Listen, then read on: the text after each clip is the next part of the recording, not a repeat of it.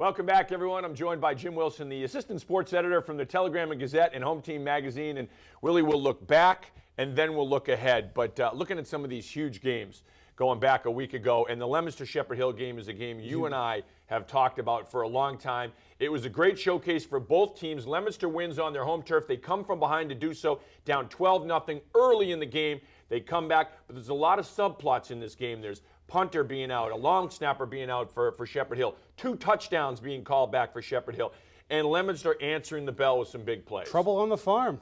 I mean, you knew it was going to be a good game because, I mean, anytime these two teams get together, we talked about it last week. I mean, just a lot. Both teams had something to prove this year. I mean, Shepherd Hill wanted to show they belong with the big boys in Division 2. They could knock heads with the best of them. Leominster, meanwhile, wanted to show that reports of their demise are greatly exaggerated, and they are. I mean, I talked about it a little bit last week how they're getting better quicker than I thought they would. A win over the last week over Shepherd Hill just shows. I mean, that's a huge feather in the cap. Right. And when you look at a couple of the big plays in this game, one of the biggest, second quarter, Shepherd Hill going for it on their own 22-yard line, 4th down and like 7 on their own 22. They're up 12-0 at the time.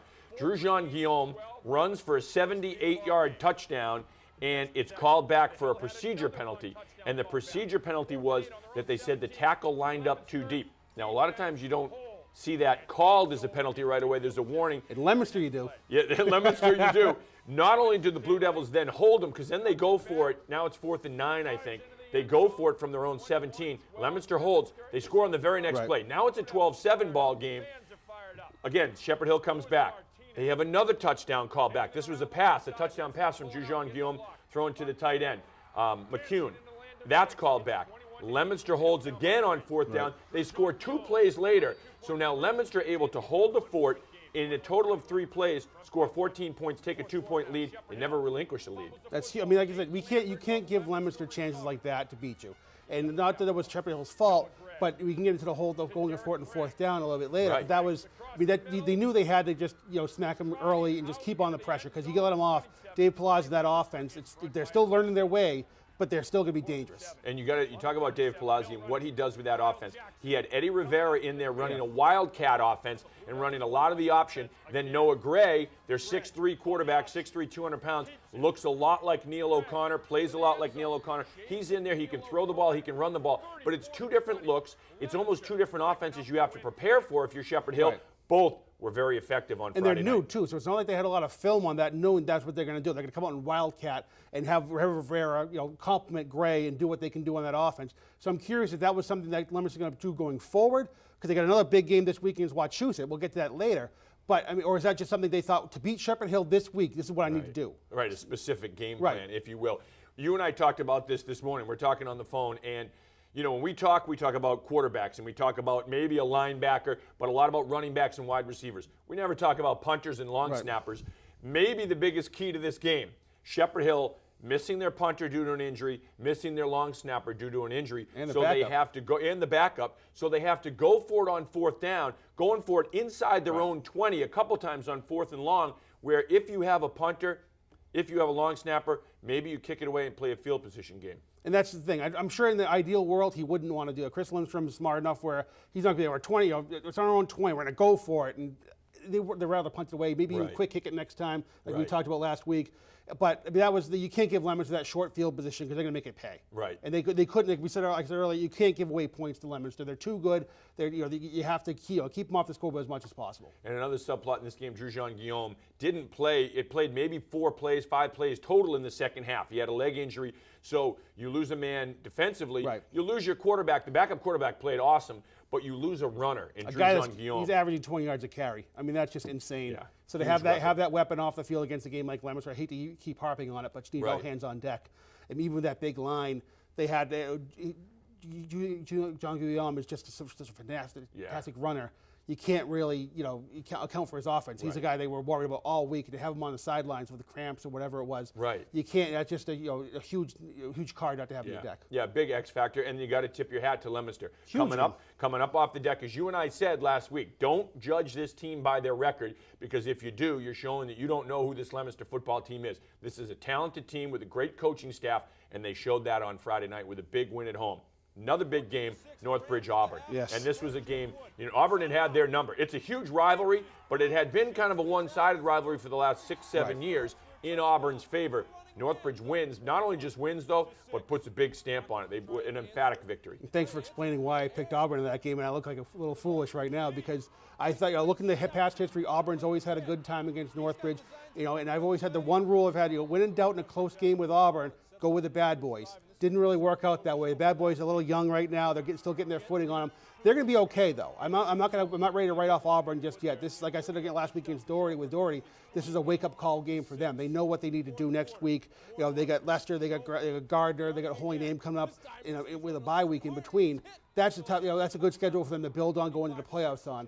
Northbridge, they just serve notice. They're for real. That was a phenomenal. I've never seen Auburn handled like they were. That's a credit to their defense. A lot of times it's overshadowed because their offense is so good. But Steve Falcon and those guys, they did a real good job containing Mark Wright, as much as they could contain him. Right. But I think Ken LaChapelle said the best after the game. He knew Mark Wright was good enough to get his yards. He's going to put up 100 yards rolling out of bed. But none of those yards really hurt him. You saw it in the first couple weeks. He would bounce off a defender, get in that second level, and create havoc because nobody was talented enough to really get up, put him to the ground. Northbridge has those guys to really contain them a little bit more and make those yardage, not hurt as much as they could. Right, and it's just good tackling. And from going back, tackling, a lot of tackling is will. I mean, yeah, you have to be able to get there and you have to have speed and there's technique involved, but you have to have the will to hit people and to bring people to the ground and a strong running back like Mark Wright. Kobe Schofer continues to impress. I don't know, you talk about trying to contain people. I don't think there's a team that can contain Kobe Schofer because if you drop, 6, 7 in coverage into a shell to try to stop the passing game, he takes off and runs and he gouges you for 20 yards, sometimes 50 and a touchdown. If you try to pressure him, he gets one-on-one matchups. He finds them quick. He's got such an accurate arm. He's going to just boom, boom, boom, right down the field with a couple passes and kill you that way. And that's pretty much, that sums up Northbridge right there, because you have to pick your poison with what you're dealing with. And with Northbridge, like you said, Schofer wants you to back off, and he'll just run. And he's averaging, he got 100 yards last week against Auburn. I think he has 400 yards rushing during the year. He has almost 700 yards passing. So right there, he's got some great weapons to dump off to if he gets in trouble. Right. And that's really, who do you stop with Northbridge? Right. It's such a tough one. Doherty Tantasco, we'll hit on this quickly because we mentioned it last week. For Doherty, it's a big win, and it shows. And again, last year they threw the ball a ton. They had 2 Division I wide receivers. They had a quarterback that could have played Division II, Division I level. This year, you got Jakari Carpenter, you got Webster, you got Vassar. You got a great stable of running backs, and this is a team that can just pound you. Yeah, I mean, I said last week, I think Doherty's one of the best teams around. I think getting that loss against North Middlesex was the loss they needed to sort of reset themselves. Last week, that was a really impressive win. To handle Tantasco, a team I've been high on all season, I think to handle them the way they did and could, and just get the job done. Jakari Carpenter, I think he might be one of the best backs in the state, let alone the Central Mass. I think him and Mark Wright are right there, the measuring stick in the statewide, just what they can do. Jakari has 4,000 yards rushing, just about. I think he'll hit over this weekend against South. I mean, that's phenomenal for the Inter-High. I think he's going to be up there the all-time leaders. We're checking on that now. I mean, I think he just gives so many teams fits on what he can do. How do you stop him? And I think where they're not passing, like you said last year, they don't have, they're not there yet. Right. But having that's fine. Jakari can get the job done. Right. Why you don't need to pass? Why exactly? Looking at the games coming up this week, and we have some big ones. Probably the biggest is Wachusett Leominster. Huge game. Both teams coming in now off of a win. Yep. Wachusett off to a great start, and kind of we're seeing that Wachusett of old, big physical team.